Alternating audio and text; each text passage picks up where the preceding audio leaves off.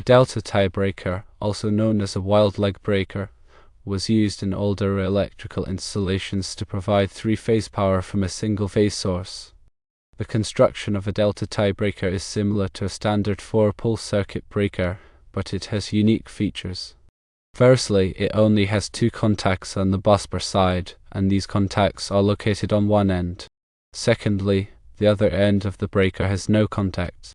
Thirdly, there is an internal jumper that connects the hot and neutral terminals on the busbar side. When installed, the delta tie breaker connects to the single-phase service and the two contacts touch the busbar. The jumper then completes the circuit and creates two additional phases, labeled B and C, relative to their phase on the service. The main purpose of delta tie breakers was to supply three-phase power when only a single-phase service was available. The third phase, phase C, is created by the breaker and is considered a wild leg or phantom leg because it does not directly connect to the service neutral. There are significant safety concerns associated with delta tie breakers. Firstly, the wild leg is not connected to the neutral, making it potentially dangerous if it comes into contact with the grounded surface. Secondly, the breaker does not provide protection against single-phase faults. Due to these safety concerns, the use of delta tie breakers is now prohibited by electrical codes in most jurisdictions. However, it is important to note that older installations may still have these devices in place. Modern electrical systems provide three-phase power from a single-phase service through alternative methods. These include phase converters, variable frequency drives, and static phase generators. Phase converters generate balanced three-phase power from a single-phase input. They can be rotary or static.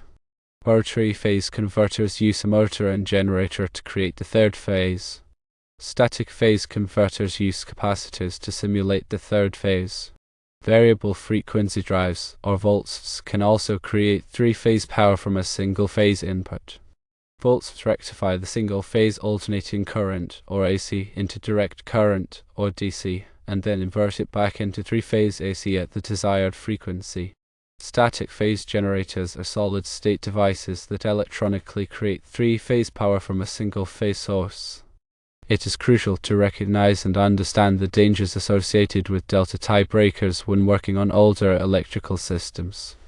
If you encounter one of these breakers, it is essential to consult with a qualified electrician to determine the best course of action. Never attempt to modify or repair a delta tie breaker without proper training and experience. Always prioritize safety when working with electrical equipment. When replacing a delta tie breaker, be sure to use a modern alternative that complies with current electrical codes and safety standards. In summary, delta tie breakers were a historical solution for creating three-phase power from single-phase services. Their use is now prohibited due to safety concerns, and modern alternatives provide safer and more reliable methods for achieving three-phase power. Be aware of the potential presence of delta tie breakers in older installations and always prioritize safety when working with electrical systems. It's important to emphasize the specific hazards associated with the wild leg in a delta tie system. The voltage between the wild leg and neutral is typically higher than the voltage between the other two phases in neutral. This can lead to equipment damage or electrical shock if not properly handled. Always use a voltmeter to identify the wild leg before working on any equipment connected to the system. Consider a 120/240 volts delta system. In this configuration, the voltage between phase A and neutral is 120 volts, and the voltage between phase B and neutral is also 120 volts. However, the voltage between the wild leg, phase C, and neutral is approximately 208 volts. This higher voltage can damage equipment designed for 120 volts operation. Another important aspect is proper labeling.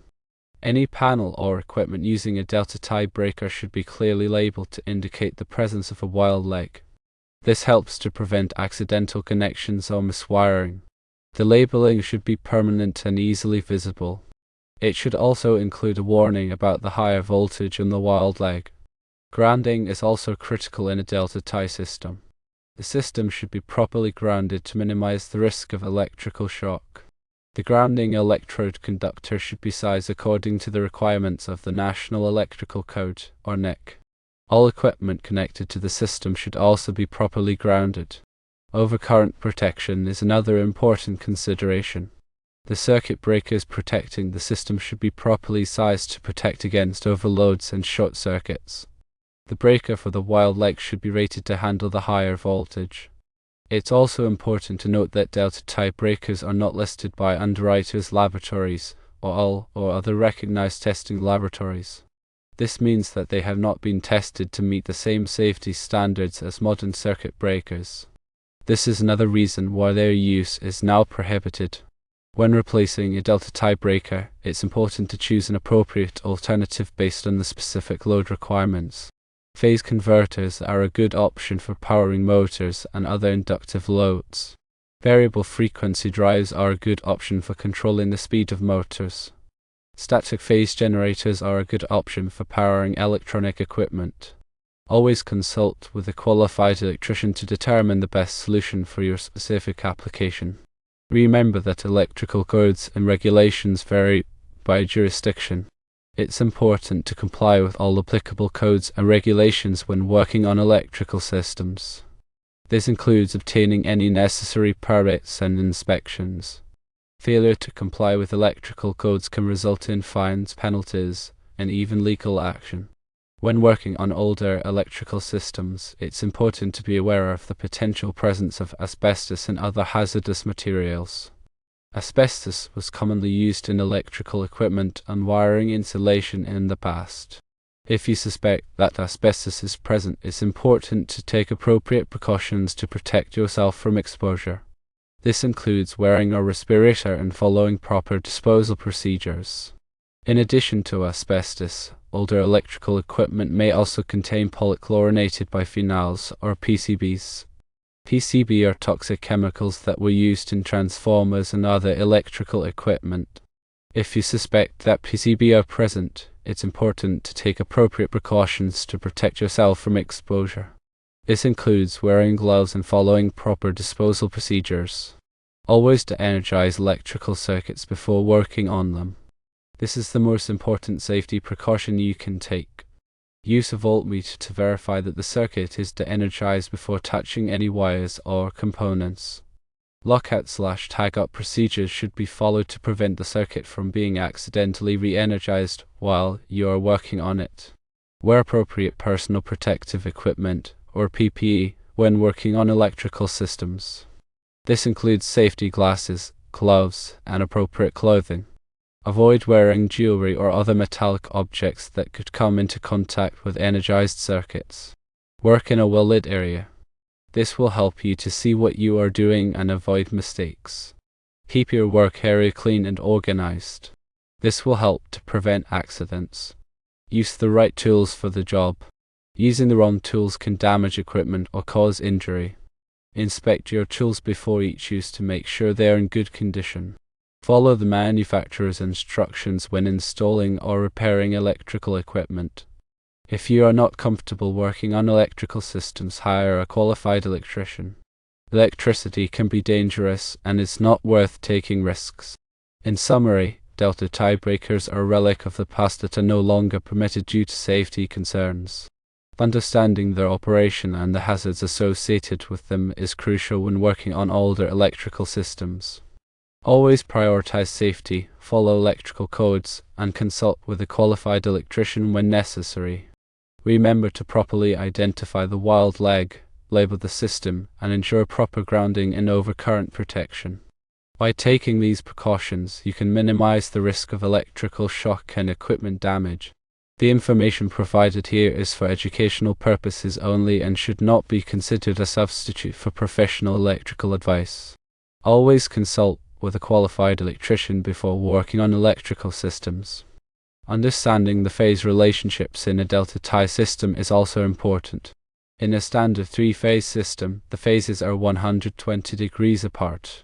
However, in a delta-type system, the wild leg is not 120 degrees out of phase with the other two phases. This can cause problems with some types of equipment that are designed to operate on a balanced three-phase system. For example, Some motors may overheat or vibrate excessively if they are connected to a delta tie system. It is also important to consider the impact of a delta tie system on power quality. The wild leg can introduce harmonics and other distortions into the power system. This can affect the performance of sensitive electronic equipment. If you are considering using a delta tie system, it's important to carefully evaluate the potential impact on power quality. Another consideration is the availability of replacement parts. Since delta tie breakers are no longer manufactured, it can be difficult to find replacement parts if one fails. This can lead to extended downtime and increased maintenance costs. Before installing a delta tie system, it's important to weigh the costs and benefits carefully. In most cases, it's better to use a modern alternative, such as a phase converter or a variable frequency drive. These devices are safer, more reliable, and provide better power quality. If you do encounter a delta tie breaker in an existing installation, it's important to have it replaced as soon as possible. This will improve the safety and reliability of the electrical system. When replacing a delta tie breaker, be sure to follow all applicable electrical codes and safety standards. This includes obtaining any necessary permits and inspections. It's also important to properly dispose of the old delta tie breaker. Delta tie breakers may contain hazardous materials such as asbestos or PCB. These materials must be disposed of in accordance with applicable regulations. Contact your local environmental agency for information on proper disposal procedures. In addition to the safety hazards associated with delta tie breakers, they can also create problems with voltage imbalance. Voltage imbalance occurs when the voltages on the three phases are not equal. This can lead to equipment damage and reduced efficiency. Delta tie systems are more prone to voltage imbalance than balanced three-phase systems. This is because the wild leg is not directly connected to the service neutral. To minimize voltage imbalance, it's important to balance the loads on the three phases as much as possible. Avoid connecting large single-phase loads to the wild leg. If possible, distribute the loads evenly across the three phases. Regular maintenance is also important for delta tie systems. Inspect the system regularly for signs of damage or deterioration. Check the connections to make sure they are tight and corrosion-free. Test the grounding system to make sure it is functioning properly. If you find any problems, have them repaired by a qualified electrician. The information provided here is intended to provide a general overview of delta tie breakers. It is not intended to be a comprehensive guide. Always consult with a qualified electrician before working on electrical systems. Remember that electricity is dangerous, and it's not worth taking risks. By following the safety precautions outlined in this discussion, you can minimize the risk of electrical shock and equipment damage. Stay informed, stay safe, and always prioritize safety when working with electrical systems.